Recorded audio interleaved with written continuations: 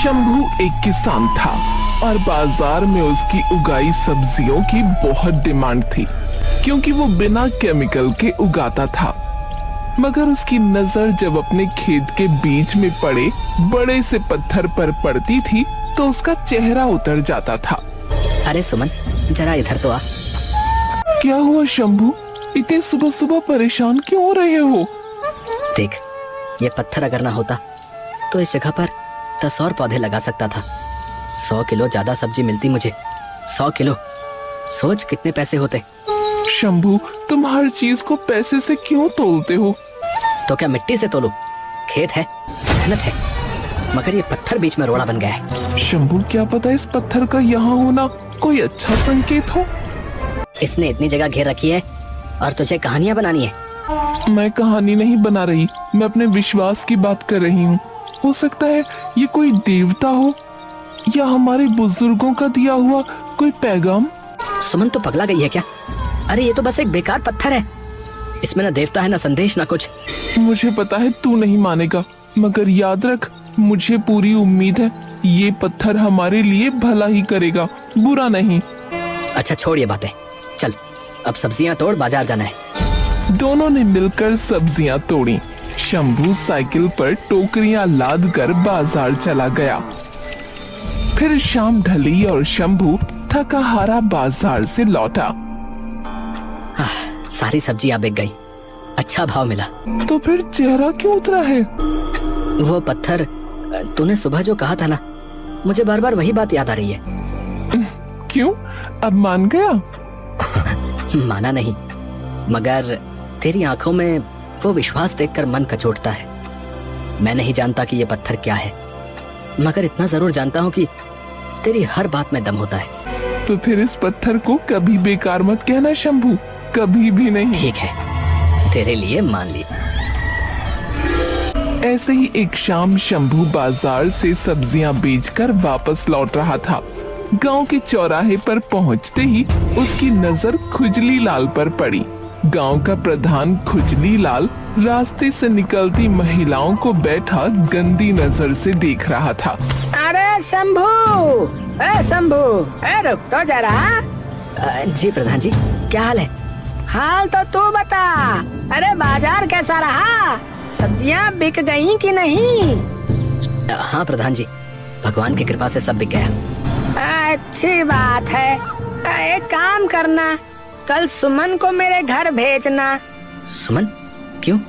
बात ये है कि मुझे कुछ साड़ियाँ सिलवानी है। सुना है बहुत अच्छी सिलती है। मैं अच्छे पैसे दूंगा, बहुत अच्छे। प्रधान जी माफ करना, सुमन को बहुत काम है। खेत का काम, घर संभालना, बाबा की देखभाल, तो वो नहीं आ पाएगी। सुमन को घर पर बहुत काम है। शंभू, मैं तेरा हर चीज का टैक्स बढ़ा दूंगा, सब कुछ डबल कर दूंगा। प्रधान जी, जो करना है करो, मगर सुमन नहीं आएगी। अच्छा, तो ऐसा है। याद रखना शंभू, जब तेरा खेत जब्त होगा तो मुझसे भीख मांगना। उसका दिल बैठा जा रहा था। वो जानता था कि खुजली लाल ऐसा आदमी है जो किसी को छोड़ता नहीं। शंभू, चेहरा क्यों उतरा है? अरे वो खुजली लाल मिला था रास्ते में। प्रधान जी, उन्होंने क्या कहा? तुझे बुलाया है अपने घर, कहता है साड़ियाँ सिलवानी है। तो फिर क्या हुआ? मैं चली जाती, सिल देती, पैसे ले आती। इसमें इतना उदास होने की क्या बात है? सुमन, तुझे पता नहीं है कि वो कैसा आदमी है। वो अपने घर बुलाकर क्या सिलवाएगा, तुझे ही सिल लेगा अपने जाल में। शंभू, मैं बेवकूफ नहीं हूँ, मैं अपना ध्यान रखूंगी। नहीं, तू नहीं जाएगी। पूरी रात शंभू को नींद नहीं आई। एक तरफ वो बेकार पत्थर था और दूसरी तरफ खुजली लाल की भयानक नजरें। फिर अगले दिन सुबह से ही आसमान में काले काले बादल घिराए। सुनो सब, नालियाँ साफ कर लो जल्दी। बादल देखो, बारिश होने वाली है। अरे शंभू, तो पागल हो गया है? नालियाँ साफ करने में पूरा दिन लग जाएगा। और खुजली लाल ने मना किया है, बोला है नालियाँ मत छेड़ना। अरे उससे क्या मतलब? पानी तो हमारे घरों में घुसेगा, उसके ऊंचे घर में नहीं। अरे शंभू, हम तुझसे बहस नहीं कर सकते भाई।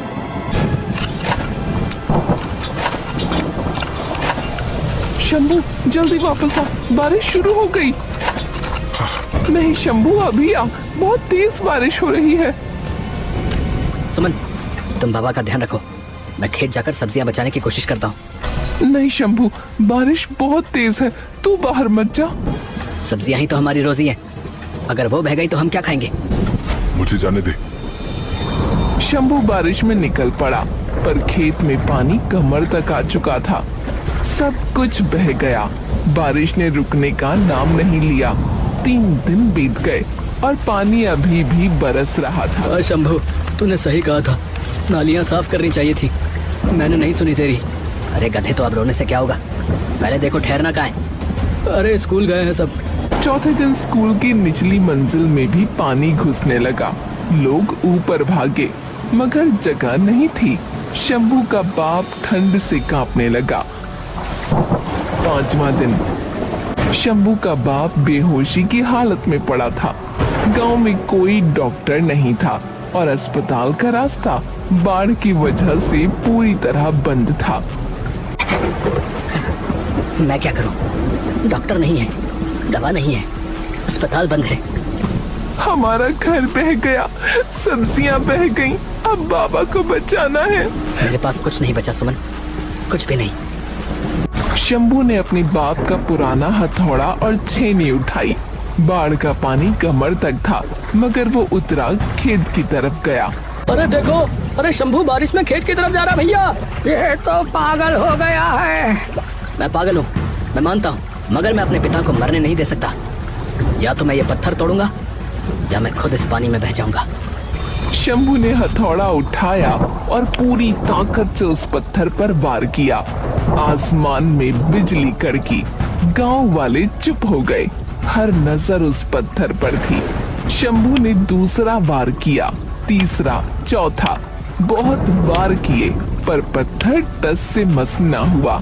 ये पत्थर तो टूटता ही नहीं, ये कोई वरदान नहीं बल्कि श्राप है।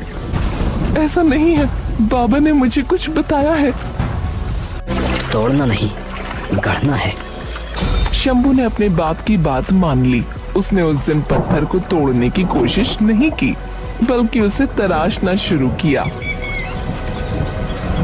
अरे अरे अरे अरे देखो तो इसे, शंभू पत्थर पूजने लगा है। क्या कर रहा है शंभू? पत्थर से घर बनाएगा? मैं कुछ भी बनाऊं, आपसे मतलब? खुजली लाल की नजर अचानक सुमन पर पड़ी, जो शंभू के साथ खड़ी थी। वो